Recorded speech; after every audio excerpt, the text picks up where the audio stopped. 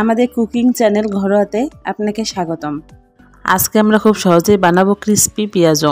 এটা বানাতে আমাদের যেসব উপকরণ লাগবে সেগুলো হচ্ছে মিক্সড ডাল 1 কাপ, যার মধ্যে আছে মসুর ডাল 1/2 কাপ এবং মুগ ডাল ও খেসারির ডাল 1/4 কাপ করে, রসুন বাটা 1 চা চামচ, আদা বাটা 1 চা চামচ, কাঁচামরিচ 6 থেকে 7টা, পেঁয়াজ 4 থেকে 5টা,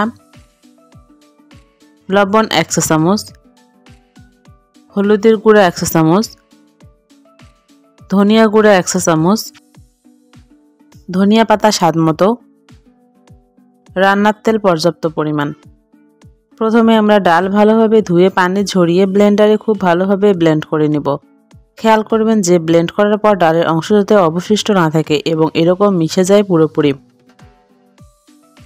এখন ডালটা আমরা একটা পাত্রে নিয়ে তাতে রসুন বাটা, আদা বাটা, কাঁচামরিচ কুচি, পেঁয়াজ কুচি, লবণ, হলুদের গুঁড়া, ধনিয়া গুঁড়া ও ধনিয়া পাতা ঢেলে দিব। উপকরণগুলো আমরা ভালোভাবে হাত দিয়ে মাখিয়ে নেব। আপনি চাইলে পেঁয়াজের পরিমাণটা বাড়িয়ে বা কমিয়ে নিতে পারেন, এটা আপনার ব্যক্তিগত প্রেফারেন্সের উপর নির্ভর করে।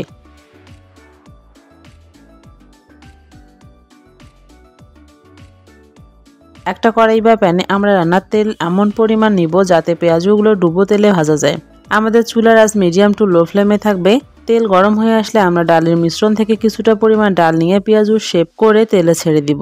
আমাদের কড়াই বা প্যানের সাইজের উপর নির্ভর করে আমরা একসাথে কয়টা পেঁয়াজু ভাজবো।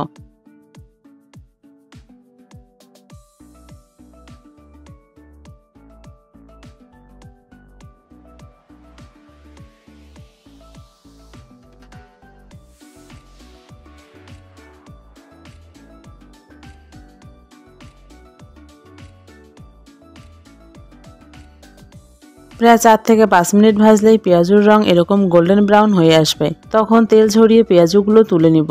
একইভাবে বাকি পেঁয়াজুগুলো আমরা ভেজে নিব। আমাদের ক্রিস্পি পেঁয়াজু গরম গরম পরিবেশন করার জন্য এখন রেডি। ভিডিওটি কেমন লাগলো কমেন্টে জানাবেন। ভালো লাগলে অবশ্যই লাইক ও শেয়ার করবেন।